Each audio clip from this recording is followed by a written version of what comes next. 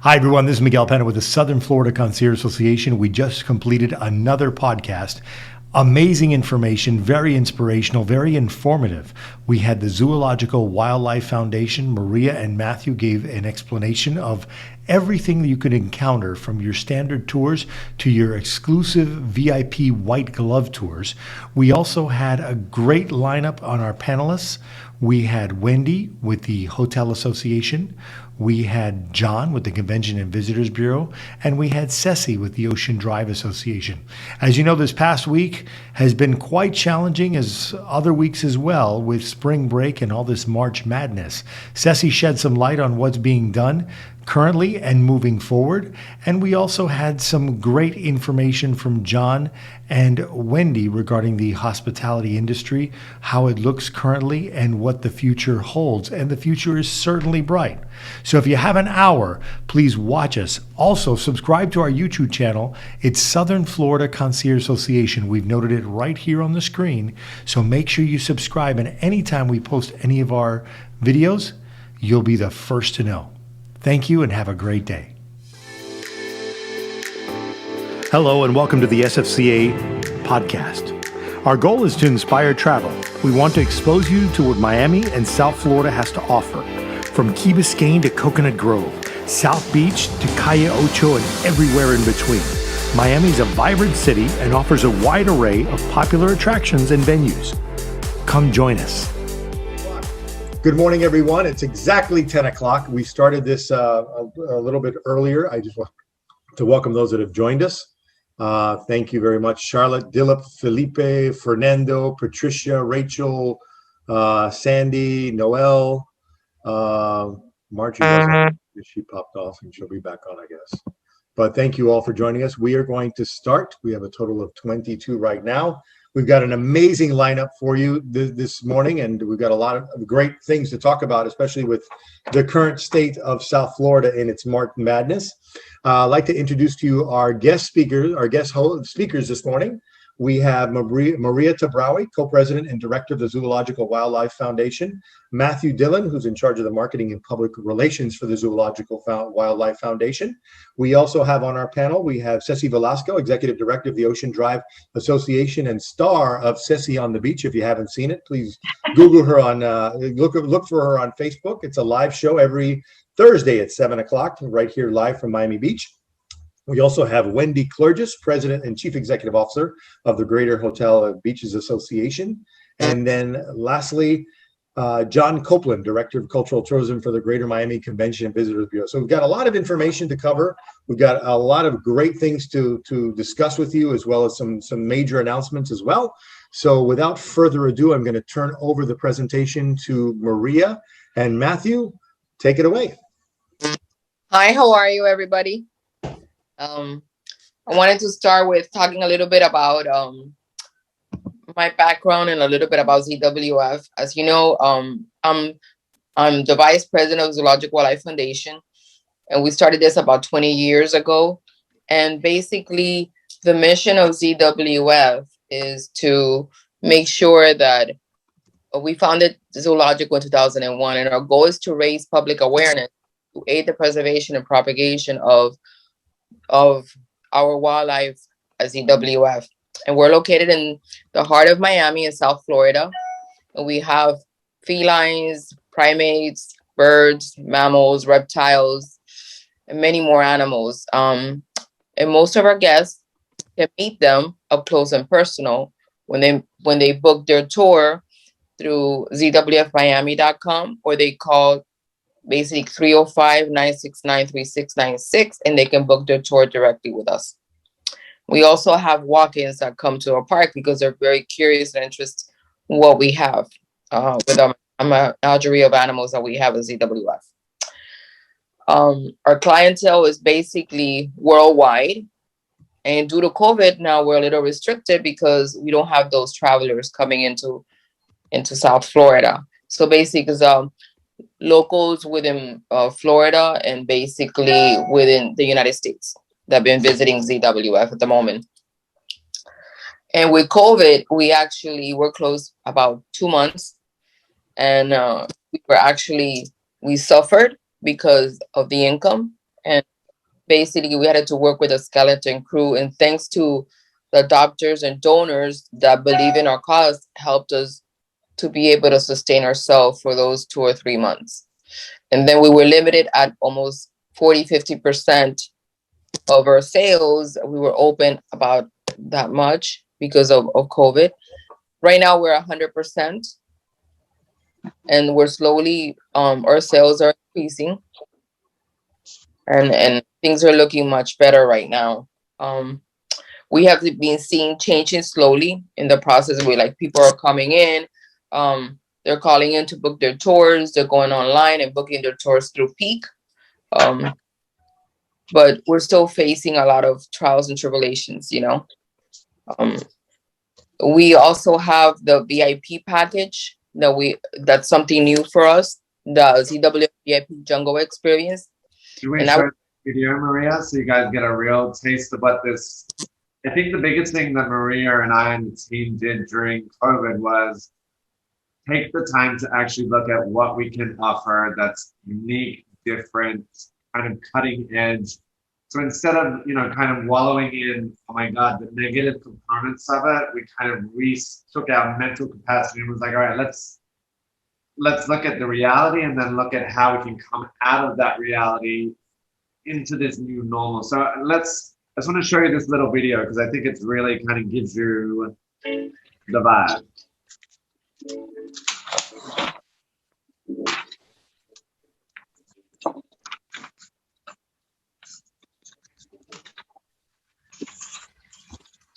can you hear it?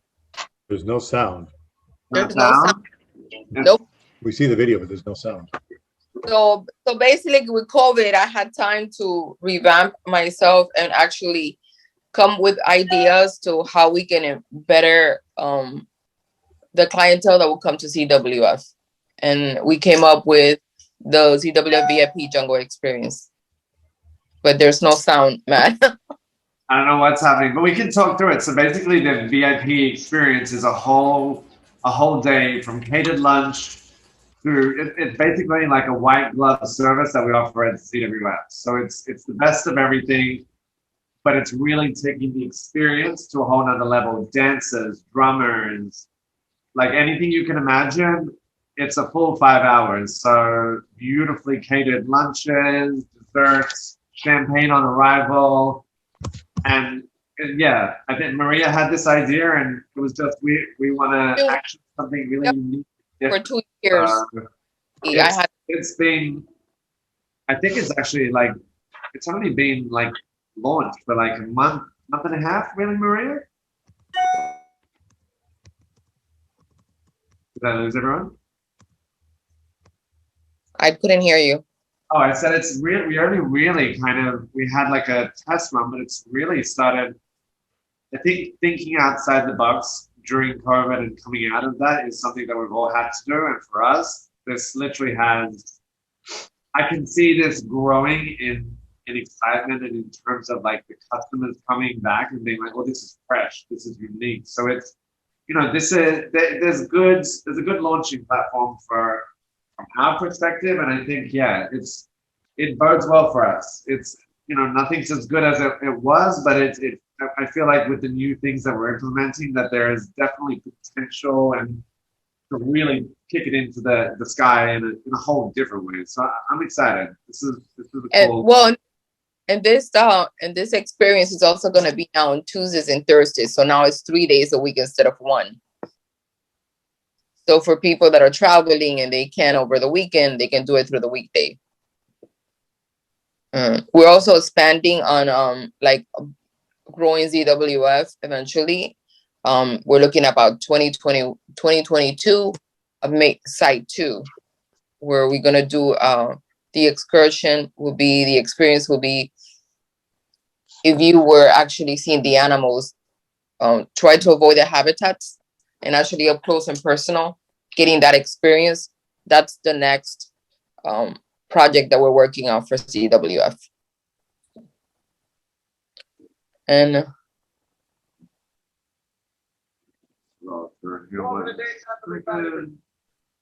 that had volume.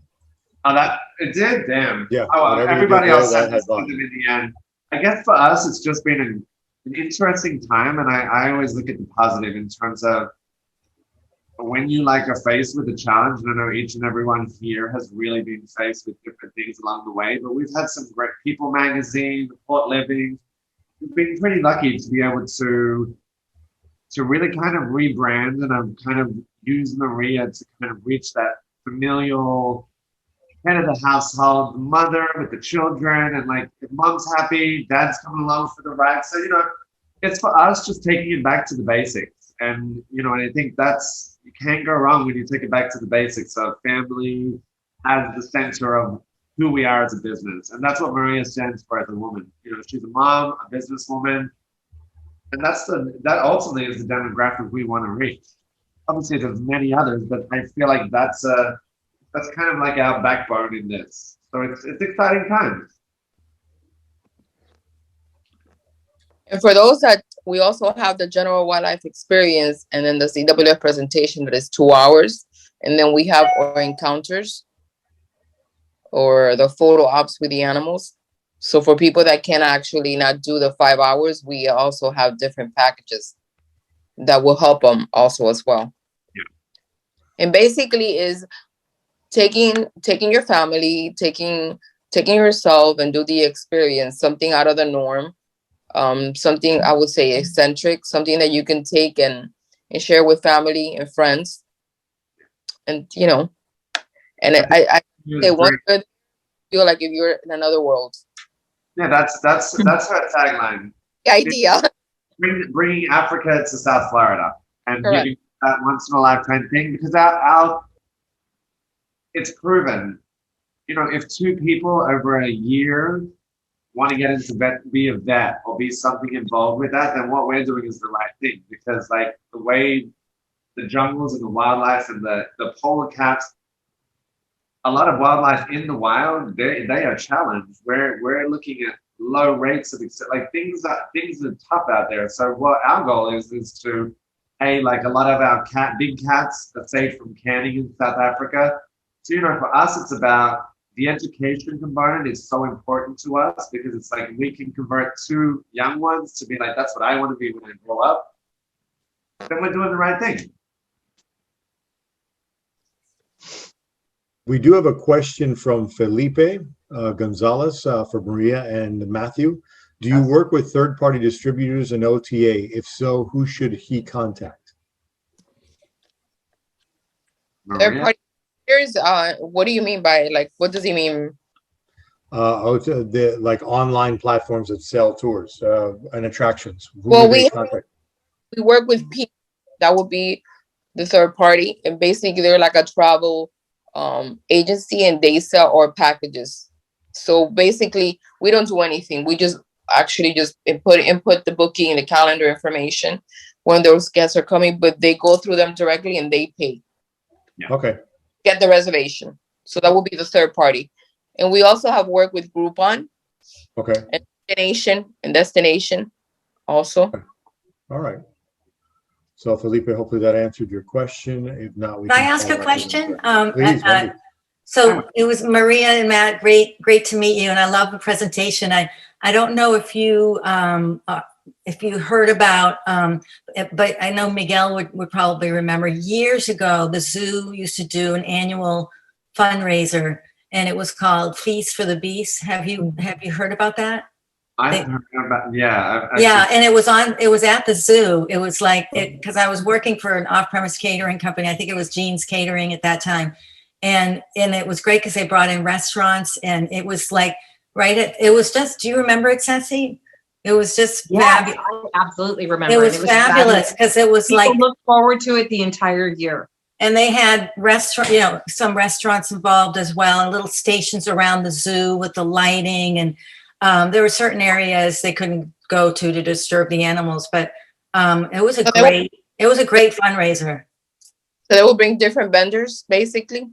Yeah, they had an off-premise catering company do most of the food, Gene's Catering. They're no longer, but it was a great catering company. And then they also brought in like some restaurants did some setups as well. But I want to say black tie, right? I think it was black tie or almost black tie or whatever. Just a really incredible event. This was, Yeah. you can reach out, we can talk about it. I think, you never know. You can talk to the board. That we can coordinate and do. Yeah. Definitely. We're eventually going to do we want to do the concierge event that we were planning that Cool. never happened because of COVID. And then we also have a gala that we're working on for Limbani for a fundraiser to raise funds for his habitat because it's very costly. It'll be about 200 grand, his habitat alone. Wow. So on that. We do have a couple of other questions. We have Charlotte Dunn from Vizcaya. Hello, Charlotte. Can you visit a guided tour or general admission category? She looked on your website and it seems to have just guided tour options. Yeah, so the unique point of ZWF is this is like, we're not going to a zoo. We look at ourselves as a park, as an experience. So we are appointment based. Obviously we have walk-ins, like we're not going to turn anybody away if they turn up and be like, unless they turn up at like 7 o'clock and I'm like, no, bye. But overall, our goal is to provide that experience. Having a tour guide that's passionate, that knows their facts, it's like lives and breathes this, gives you a far greater experience than you going and reading a plaque in front of an animal or this or that. You know what I mean? So for us, that is actually, Charlotte, our point of difference. We do have scaled tours in terms of pricing. So the general is $85 with plus tax and fees. But I'm like, that's Maria, that's a 1 hour, right? The 1 hour, then we have the 2 hour VIP presentation. Yeah. Yes. We have all the scaled options, but they're all with, our amazing staff and zookeepers. So I hope that answered it. Yeah, we don't just let everybody come and roll through for fear they might, safety issues, experience, the whole thing. It's a little different. We like to refer to ourselves as a park. Yeah, our general wildlife experience, we try to do no more than 20 people so they can get that full experience and be able to do the interactions with the animals per hour. Okay, so they pair you up. So if I'm a family of 2 or 3 or 4, you'll figure out a time slot and you'll pair us up with other people and max it at 20 at most. Right. You want to do the special, then it's your group, your family, your friends. It's just you specifically with a tour guide, and that's it.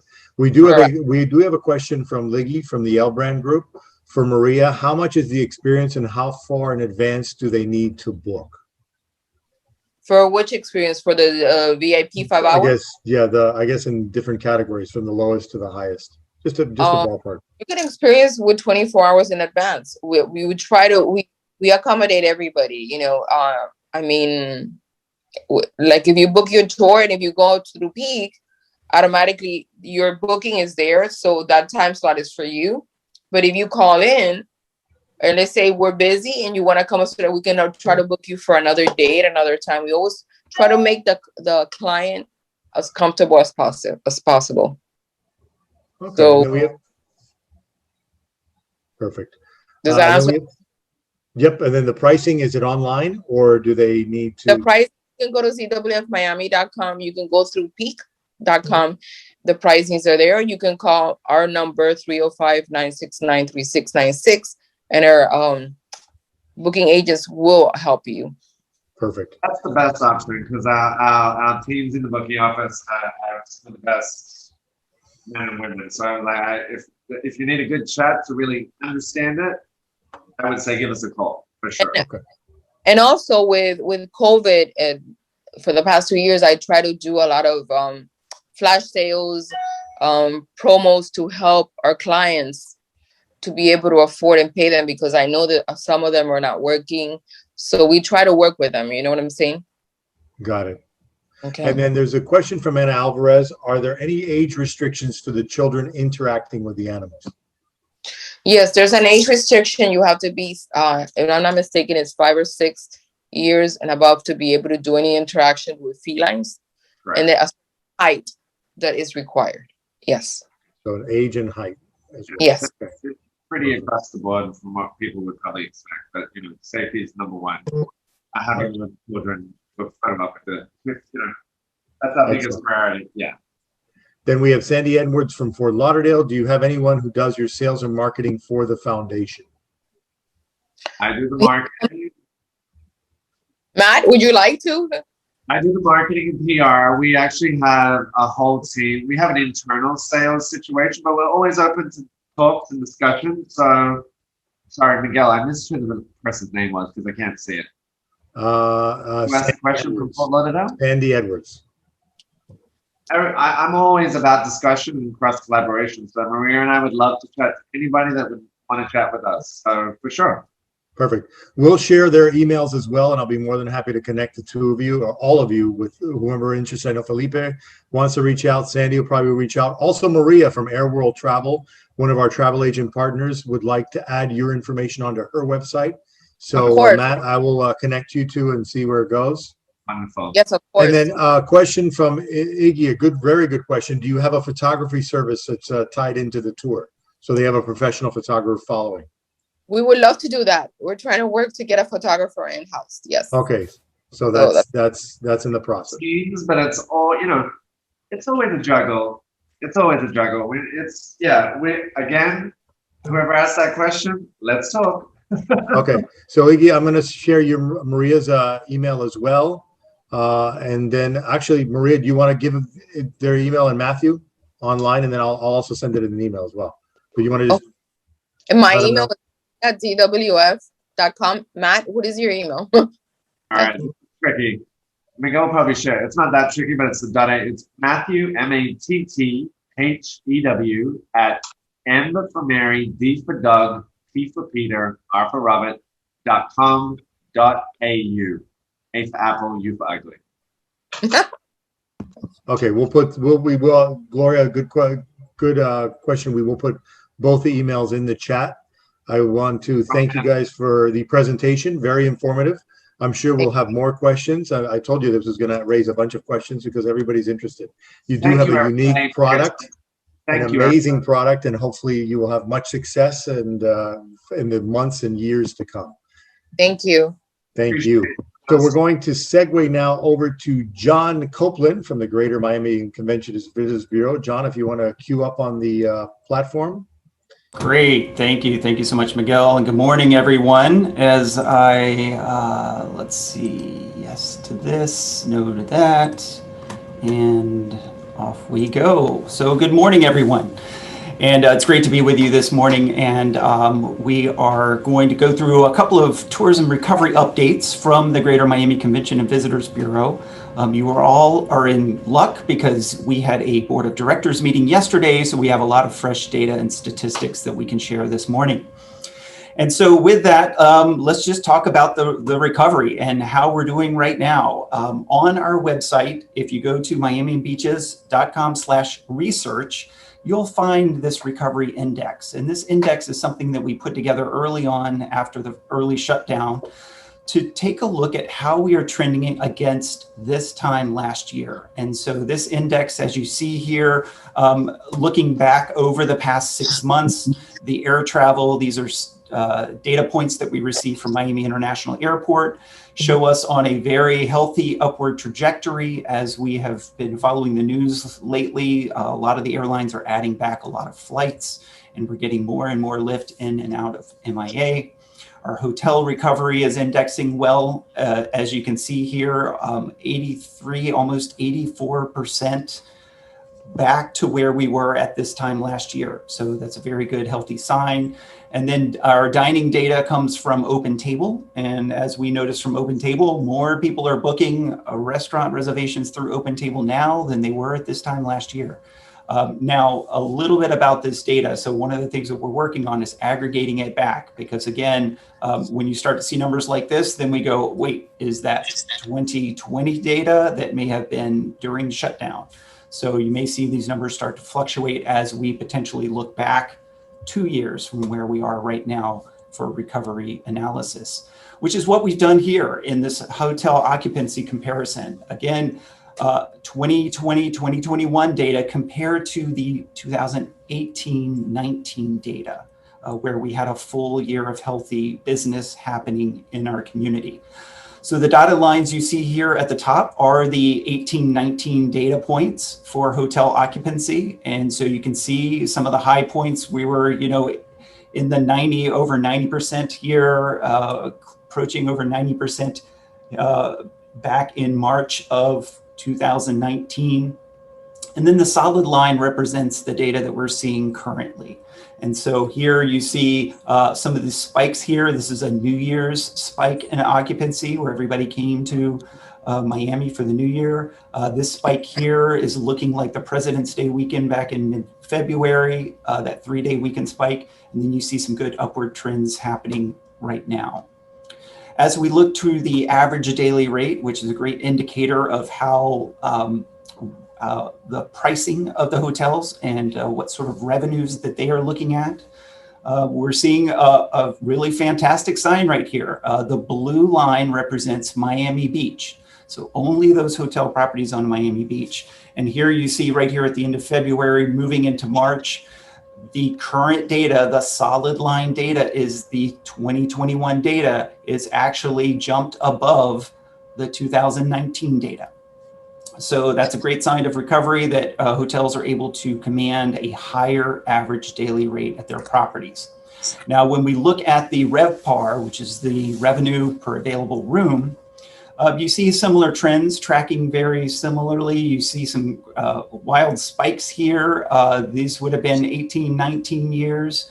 But here is our New Year's weekend spike in the solid lines for the destination. And again, the good solid spikes that we saw during that President's Day weekend.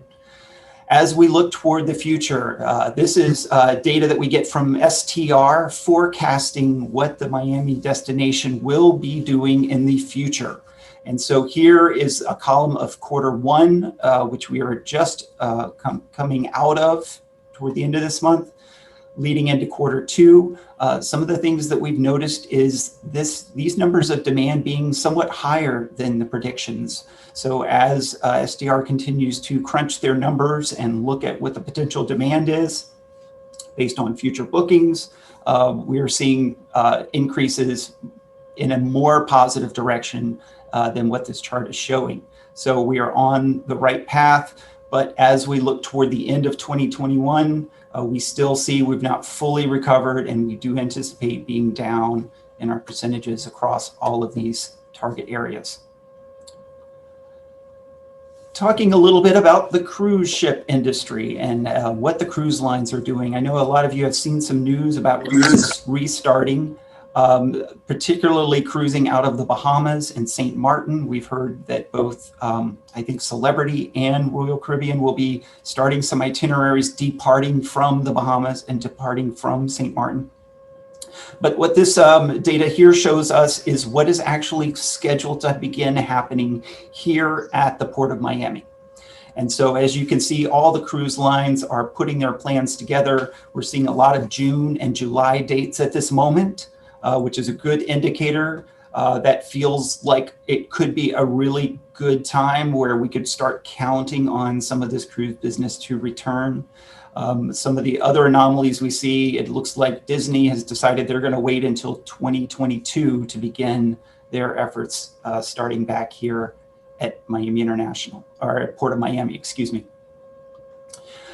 Also, great news, we are celebrating 20 years of Miami Spice alongside with 20 years of the South Beach Wine and Food Festival. So both of these fantastic restaurant game-changing events are turning 20 years old this year.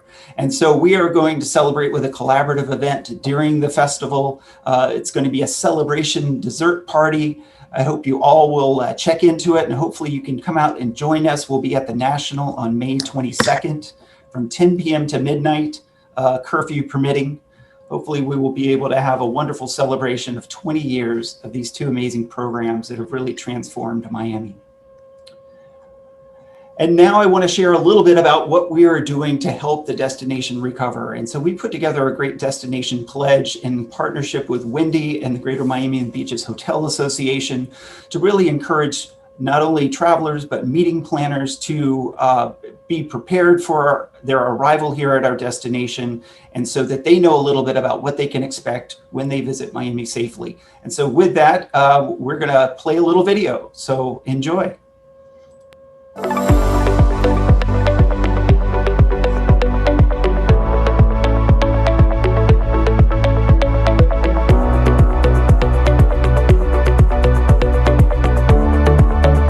The airport was a wonderful experience because that was what I was worried about the most.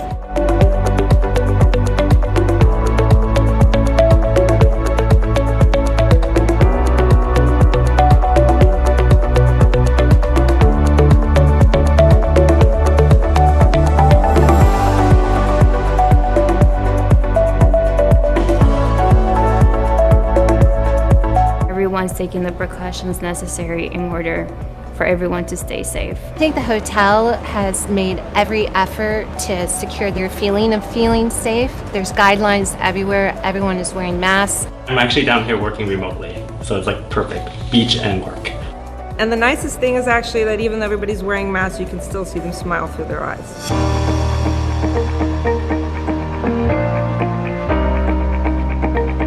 They check your temperature when you first walk into the store. Everybody's wearing masks. I recommend 100% shopping here in downtown Miami. I would definitely recommend shopping on Lincoln Road.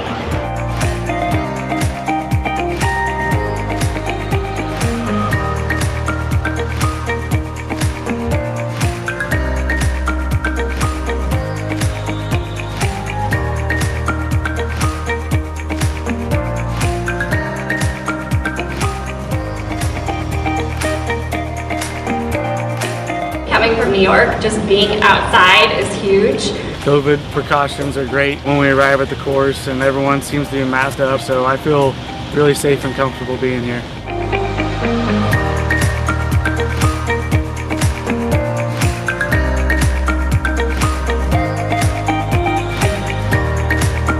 They had ambassadors greeting and showing you where to go.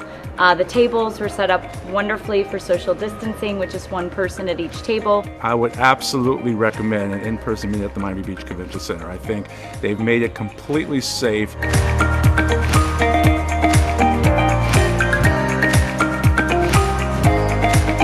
There's a healthy balance between meeting in person and online.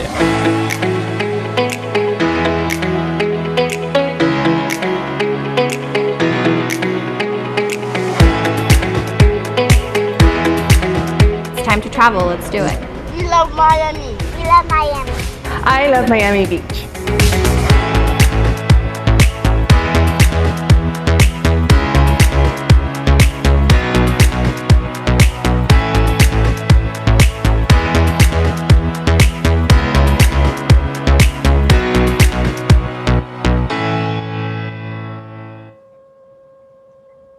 And so we really want to thank all of our partners who helped contribute to that project of keeping us health and safe and encouraging our visitors to come back responsibly. And I know that all of you are doing your part, and hope you will all keep it up as the vaccines continue to roll out.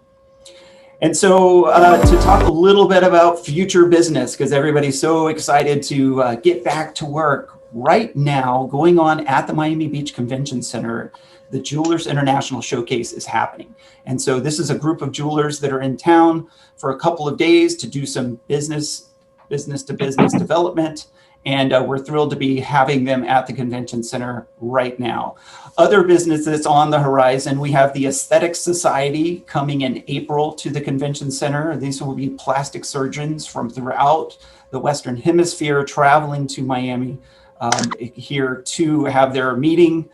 Bitcoin is coming to Manna Wynwood, Bitcoin, the online trader service, in June. And then Cruise World is still a big target for us in November. And then naturally Art Basel in December.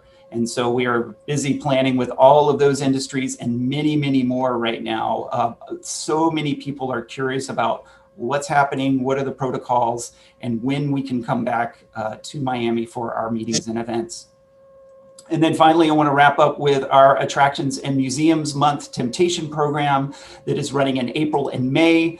This is going to be a fantastic temptation program with a lot of wonderful deals and offers. On our website right now, we have more than 38 offers. This is the most ever for our Attractions and Museum program.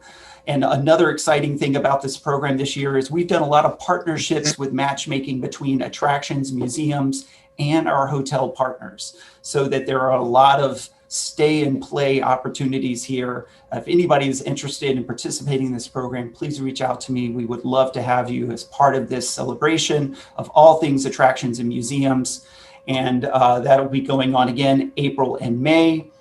And then finally, save the date for May 6th. It will be the GMCB's State of the Travel and Tourism Industry Breakfast. This will be both in person and virtual at the Convention Center on Thursday, May 6th. And I hope you all will come out and join us for that celebration as we talk about the future of travel and tourism. So with that, I thank you so much and always happy to answer any questions. One question that we did have from Charlotte, she wanted to know if we can have the presentation sent to her, or is the video online? I guess that's a question for Wendy as well as John. Yes, absolutely. You can certainly share the presentation. I'll share in a PDF format, but I'll also include the link that Miguel can share with everyone as well, so that you can get the video directly. Okay, perfect. And then a few questions for you, John. When do you foresee anything with international travel? Have you heard anything when they're going to open the borders or anything of that sort? Yeah, that's everybody's being very cautiously optimistic at this time. And while the United States is doing a pretty fair job of getting inoculations and vaccines out into people's arms, not every country is being as successful. And so we're going to have to be watching what those positivity rates are in those countries before the federal government starts opening up borders. But we do see hope on the horizon. And yeah, we're hoping soon, as soon as possible. Okay. And then Gisela had we'd asked Gisela regarding the vaccination passports. I don't know if you've heard anything regarding that or something similar whereby, we just don't take the person's word that they were vaccinated. There's actually a electronic encrypted format that would be able to justify the fact that they were vaccinated if they got one shot, 2 shots, when the shot was given, so on and so forth. Yeah, that's a great question, and something that, yes, we are watching very closely. One of the things that we have heard, for instance, the federal government has decided they will not be the purveyor of this sort of vaccine passport system. It seems to be the understanding that they wish it to be a private company that handles this for data and security purposes. Right now, there are a lot of different companies working on a solution, some of them being from trusted companies we've already seen out in the marketplace, like Clear, which has the speedy security check-through system at the airports. We also know that certainly cruise lines and the airlines are all looking at this system because that is something that they are really eager to see put in place. Countries like Israel, for instance, have done a federal green passport system, which is very successful right now. And a lot of people are able to have it if you've got your vaccine from that country. I know Norway is working on one that they're about to release as well. So I think, Miguel, at this time, it's just something we're going to have to keep our eye on. But please, once you get your vaccine, save that card, make yourself a copy, make sure you don't lose it, because I think that's going to be a very valuable thing in the future once you've had your vaccines. Do what I do with everything. Just take a picture of it. Hopefully it falls on your cloud and you'll never lose it. I've got my credit cards, my license, everything saved on a cloud. So you don't, in the event you do lose it, there is some type of digital backup for it. Thank you very much, John. One last question I have regarding hybrid meetings. I keep hearing that terminology. I assume that's going to be the wave moving forward. Is that something the Bureau is marketing internationally, a hybrid sort meeting, or they're pushing more face-to-face?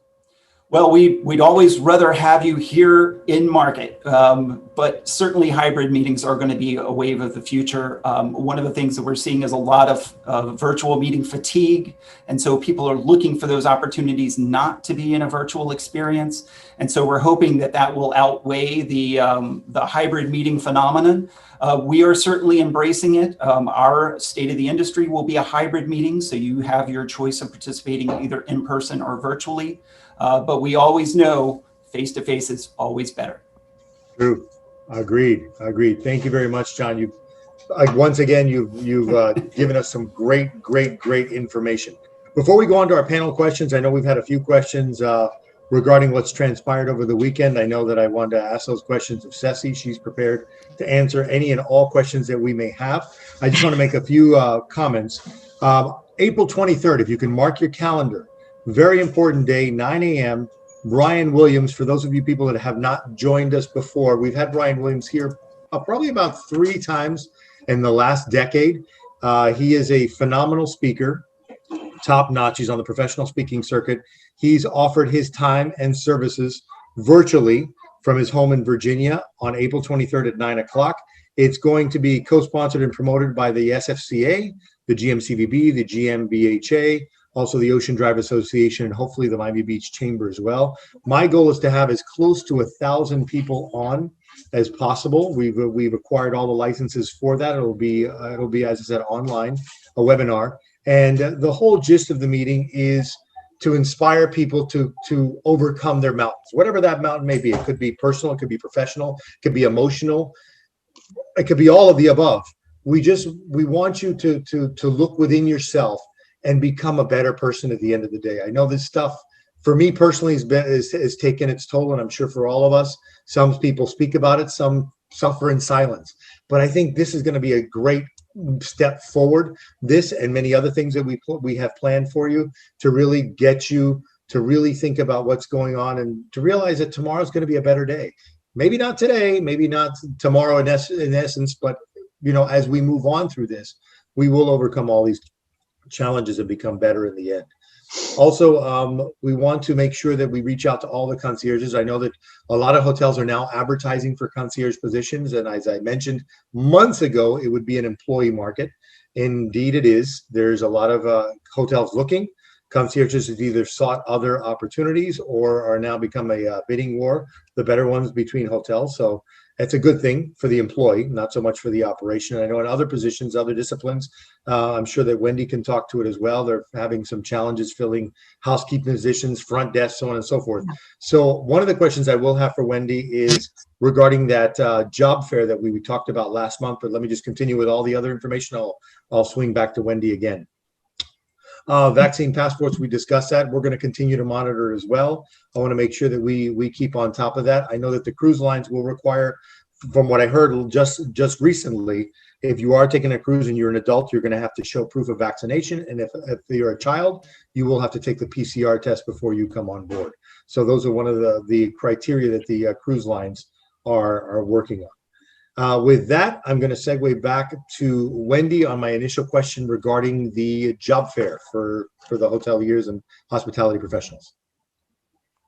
Hi, everyone. How are you? Miguel, it was great chatting with you last week in your concierge role and the memories we had together working at the Grand Bay Hotel. So really wanted to share that with you and just really delighted to be with you today.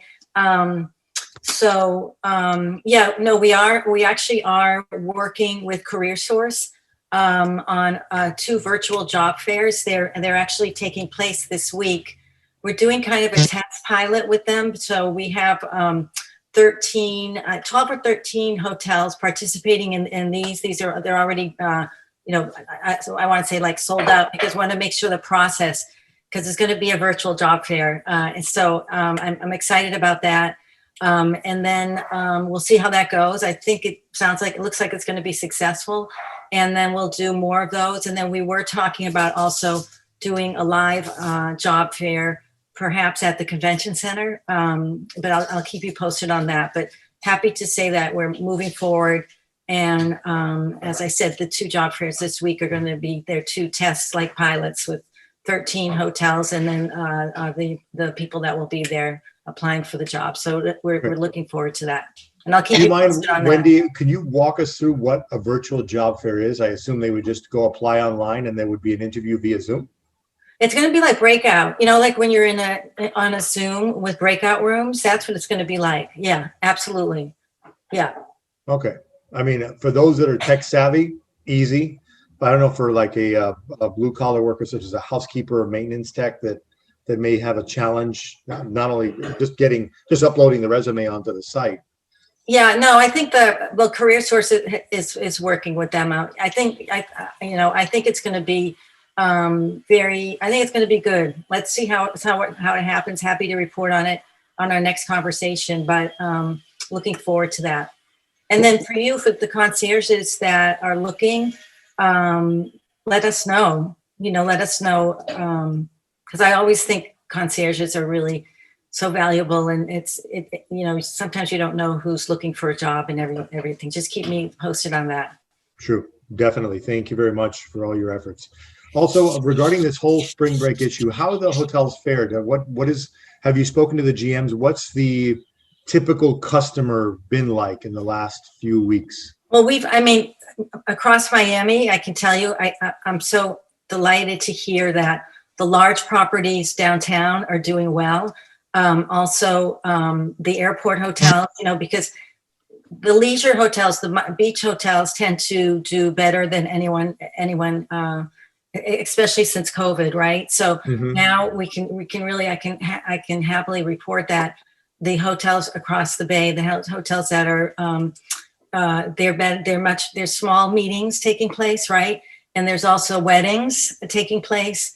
But the downtown hotels are doing really well. I was talking to the Hyatt GM yesterday, and he was very delighted at what's happening with business and just future bookings as well. So good. I think Miami's South Florida in general is on an uptrend. I know there's a lot of Northerners that are staying here. Their kids are being virtually schooled up absolutely. North, but so they long-term stays and and the luxury and then some of the luxury hotels as well. Yeah, definitely. And I know they're seeking alternative housing to probably even move down here permanently, or if not seasonally, one or the other. Well, thank you very much, Wendy. Great information. And one happy birthday, George Neary. Happy birthday, George Neary. I mean, I don't know. I don't think he's on the call. We could sing to him, but happy birthday, George Neary. Cool. Make sure he hears that, right? So he can post it. Definitely. For those of you that didn't join us, I had the pleasure of joining Wendy on a call last Thursday, as she mentioned earlier. It was a walk down memory lane. We probably bored a few people, but it was certainly enjoyable for myself and Wendy. And you learned about how hotels used to be. And this is prior to internet, prior to social media, where we weren't so electronically connected yet disconnected, where you actually met people and wrote little note cards and thank you notes and postcards and things of that sort. So it was a really nice change. We'll probably do a few more of those. I know I've reached out to Ernesto Aragon from the Biltmore. He's excited to do one as well. So we'll do that. And the value of a concierge, the importance of a concierge.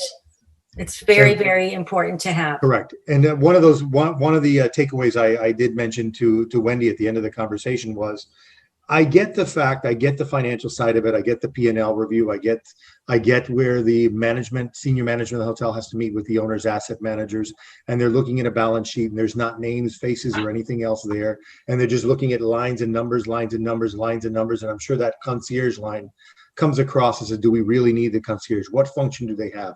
And unfortunately, there's still a lot of GMs, if not managers overall, that don't really truly understand what the essential role a concierge plays in a hotel. More so now than before, because the concierge is the face of the hotel. It's a personality. It's that person that they interact with. It's the one that they can talk to and ask them information about the area. It's not as transactional as a front desk agent or any other. Not to say that their job or their role is not important, but it just gives that memory of their experience in South Florida to a hotel. You can charge $800 to $1,000 for a room, but you're not charging for the thread count. You're not charging for the wallpaper. You're not charging for the furnishing. You're charging for the experience, the memory that you're left with long after that bill is paid. And that's where the concierge plays that integral role. Yes, you can have a front desk agent try and do the concierge's job, but a true concierge is a student of current day. He or she hopefully explores the city on their own time, maybe takes a different route home every single day, just to explore what's open, what's closed, what's new, what's old, what continues, what has been modified, and they can share that with their customer.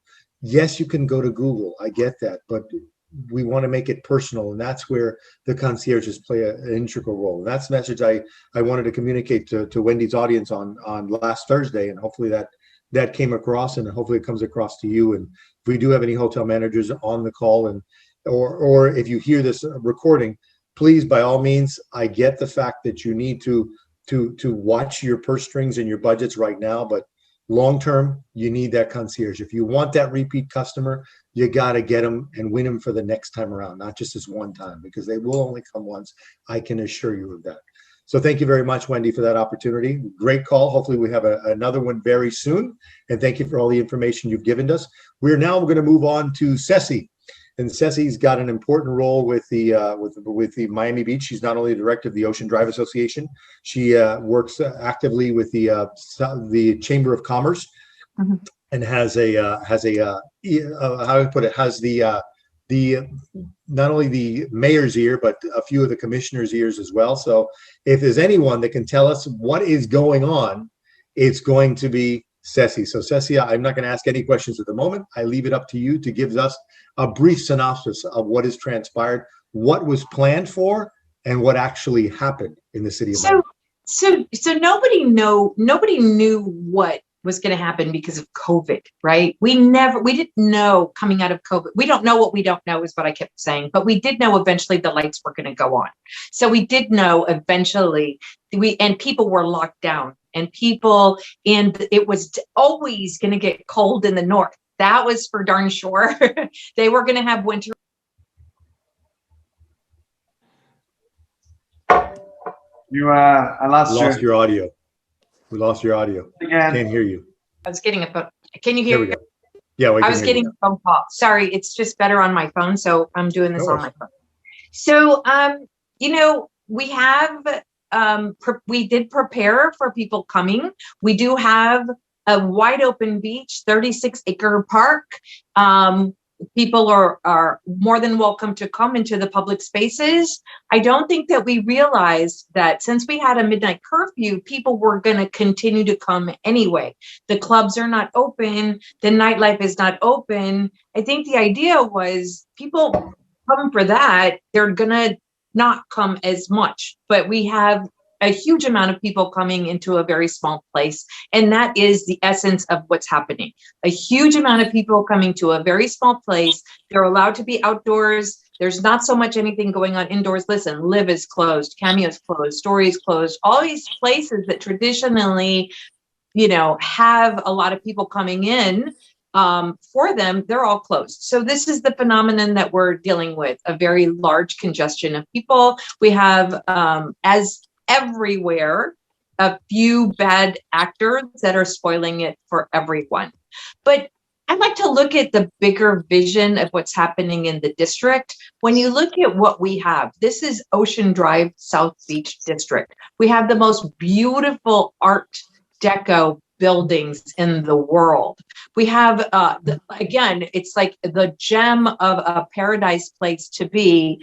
Why are places like the Betsy, the Hotel Victor, the new Celino that's going to open, the Tides? Why are they investing in growing? Because this district has the potential for so much more.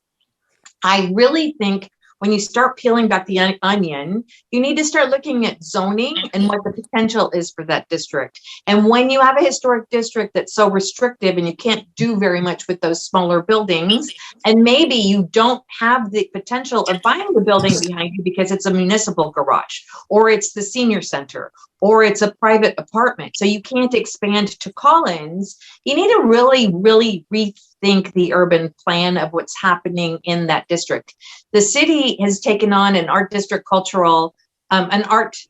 cultural district panel, which is by the mayor's panel, really thinking about the future. They have Bernard Ziskovich. They have some of the best planners in the world. Kittleson for transportation. They have Jerome Barth, who is the head of town square placemaking from Bryant Park. They have Raymond Jungles to really rethink the park itself. And they have $20 million in the GEO bond to redo the street. And the street should be this beautiful plaza type, Giralda type thing. That's the future. So today I wanted to show you this. So in the past, I used to be out there and put up the barricades, to help for the crowd management and everything else. This year, we have no traffic on Ocean Drive, so it's an extended cafe situation. So I didn't have to go up and and help with the barricades. I helped with the barricades to ensure that the cafes had an opening and had ADA and were as cooperative and collaborative with the police in the city as possible. But I didn't have to do that this year. And honestly, this is Command Central. So this is a WhatsApp chat group, right? So I have a WhatsApp chat group that I have activated for the past couple of years. It's gotten so many new members because it's frontline managers and it's security, it's hotel GMs, all in the district. And they're constantly letting me know what's going on so that I can help interface with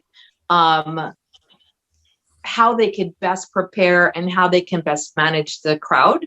So this has been really successful for us. I know this went off, but this has been really successful for us as far as communication. The biggest thing that we have is making sure that our guests are safe, our employees are safe. It's a critical mass of people that they have to deal with, and a lot of them are not customers, they're in the street. So kind of beautiful, like pulling that how can we do business when we've got thousands of people on the street as well? Last night I had a restaurant that needed help because their customers couldn't get out because there was a huge crowd in front of them. So I was able to interface with the city and get some people over there to assist them. So right now, this is what we're dealing with on a day-to-day basis. The 8 p.m. curfew, listen, whatever the city thinks is the best course of action, we're going to collaborate as a business. We're going to collaborate as a business, so as good corporate partners, and we're going to sit right next to everybody in the city and say we're all in this together. I'm really proud of our hotels because they've cracked down on the occupancy and how many people are in the room. I'm very proud of them. I'm really proud of my businesses because they're keeping my restaurants because not mine. The restaurants because they're keeping social distance. They're monitoring who's coming in. They don't see people who are overserved elsewhere. And I can't say overserved because a lot of people are drinking their own packaged liquor. So they're serving themselves, right? So I don't want to have that reflective on bars. There are no bars open. Standalone bars. There are no nightclubs open. They're all in a restaurant environment. You have a lot of people buying packaged liquor because they don't get that experience. But I am really, really proud of our restaurants because they will not serve somebody who is intoxicated or who has been under some kind of an influence. They are really trying to maintain the safety and of their employees. And quite frankly, they're doing very good business. None of the hotels in the district have any vacancies. They're all full. One of the biggest cautions that we have are we can't control the Airbnb situation, right? If you get a 1 bedroom, you don't know how many people are staying in that one Airbnb. And so that is kind of the factor that we're very cautious about. Okay. Is that the reason? What I'm trying to understand, what was the reasoning for closing all 3 bridges or 2 bridges and then having the Julia Tuttle as a filtering process? Because if they're all a majority of them are on South Beach, I would assume. But then the bridges are closed and it's inconveniencing not only the locals, residents, as well as visitors and patrons to the restaurants. You have to go all the way up to 79th, 125th, or even Sunny Isles to come down Collins and get to the beaches. Listen, this is not an organized event. It's not a ticketed event. This is, a phenomenon of people who have civil liberties and rights to be in a public environment if they want to. But it's just simply the fact that it is overcapacity, right? If it was a nightclub, it'd be different. The fire marshal would come in and say, "You gotta stop letting people in," True. So this is kind of that phenomenon where it has to be managed, but people's rights have to be protected. It gets to the point where there's just too many people. So that idea of limiting how many people could come in and yet letting the residents come in. Listen, it was done not at the last minute, it was done several hours beforehand. They had to do something. I do understand that. We're happy that the city is taking decisive action. They've got a couple of days now to figure out the sequence. I know that there's maybe going to be 2 lanes, one for residents. Staff has to go in. As you know, hotels have round the clock staff, so they have to be able to get in. And I have been sending out messages. Make sure you have ID. Make sure it's clear. Don't make it hard on the police officer or whoever it is that is screening. Make sure that it's, and also the guests of the hotel. Make sure that your guest has either the email that they have the confirmation and proof of stay, or some key cards have logos on them, but some of them don't. So if they don't have a key card logo, if it doesn't have a logo on it, it's going to be very difficult. So you really do need to provide your guests with proof of stay, which is a printed email confirmation that they can present, and that will make things go a lot smoother on the causeways. Got it. Now, question for you. I know that it's only Thursday through Sunday, starting at 8 p.m. till 6 a.m. So Monday through Wednesday, we're good. Midnight. What now? The perimeter is 5th Street is the southern point. Ocean Drive is the eastern. Washington Avenue is the western, and 16th is the northern. What happens if they're outside of that perimeter? Does it affect the business whatsoever? So those restaurants south of 5th can still operate until midnight, or do they need to close at 8 as well? No. South of 5th can operate to midnight. I know that they are also trying to control and manage that. North of 16th, Lincoln Road, et cetera, can operate until midnight. Alton Road, West Avenue, Sunset Harbor, they can all operate until midnight. The focus is on managing the crowd in the street. So, if managing the crowd in the street is the biggest thing. They were having some issues with it going into the Flamingo Park neighborhood, filtering out into the neighborhoods. I think they're going, listen, these are people who are experienced in this managed, crowd control, that type of thing, but we've never seen something like this. And we've never seen, the outcome of a global lockdown. So they are going into uncharted territories, but they're using all their expertise and coming together and listening to everybody to fine tune it. So I think this Thursday will be a lot more fine tuned and it will be a lot more manageable. But this is the mixed use entertainment district, the Art Deco Cultural District. So it's Ocean Drive, Collins, Washington. They're including Espanola Way, although that's crossing over the line. But that is where the sidewalk cafes have to be closed by 7 and curfew is going to be at 8. We have a lot of hotels in that area. So we're trying to make it as careful. Now, listen, the hotels can still serve food to their guests on property after curfew.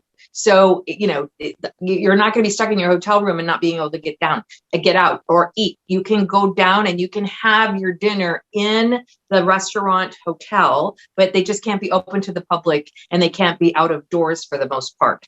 The other thing is that the city is allowing food deliveries. So people can get their food delivered to them because 8 o'clock is kind of early, right? To be saying, I'm not hungry anymore. Where am I going to get my food source? I didn't know about it. I need to be able to get delivery. So they are letting businesses in the MXE district or the Art Deco Cultural District continue to do deliveries. Got it. Perfect. Well, thank you very much. Anyone have any questions? If you want to you have a question for Ceci, please shoot us a chat. Really say something about the zoning. The zoning is really interesting. Think about the Art Deco Cultural District. Think about it rezoned. So some of these small hotels that really have no place to grow that are historic become art galleries, become something reinventing itself. Think about the potential of doing that. These property owners have invested into this area and they want to continue to invest. And they want to escalate in some way. But think about that restriction. Wouldn't it be lovely if it wasn't just the Wilsonian or it just wasn't, that we capitalize on this Art Deco Cultural District by allowing different uses of some of these beautiful historic buildings? True. Well said. We don't have any questions. Hopefully we answered everything that you have, and I hope that moving forward, it won't be as eventful as it was these past few weekends. Cooler heads will prevail, I hope. And I believe that people could have a wonderful time in South Beach, be it within that quadrant or not, but at the same time, respect the rules, laws of order, and other people's right to enjoy themselves as well, where they don't hinder other people from having a good time. It's sad to see on TV that some residents are scared to leave their own house because of what's going on outside their own city block, and people are jumping up and down on cars. So hopefully that was a isolated incident and we won't see it again. I'd like to mention a few words in closing. If you haven't heard this saying before, we're all in the same boat. We're not in the same boat. We're in the same ocean. It's a turbulent ocean. Some people cruise it on a yacht, no pun intended. Others are in a canoe. Some are just swimming, trying to stay above the water without drowning. So whatever category you fall in, please be respectful of others and keep others from drowning. Stay strong, stay focused, and be kind to all. We don't know. We all have our own internal battles, and nobody knows what you're fighting inside. So kindness kills it every single time, and be sensitive of that. Until next time, mask up, everybody. Thank you very much to all of our speakers, all of our panelists, Maria, Matthew, Ceci, Wendy, and John. And for all of you that put up with me for the last hour and 4 minutes, thank you very much. Until next time, peace. God bless everyone. Take care. Okay. Hello and welcome to the SFCA podcast. Our goal is to inspire travel. We want to expose you to what Miami and South Florida has to offer. From Key Biscayne to Coconut Grove, South Beach to Calle Ocho, and everywhere in between. Miami is a vibrant city and offers a wide array of popular attractions and venues. Come join us.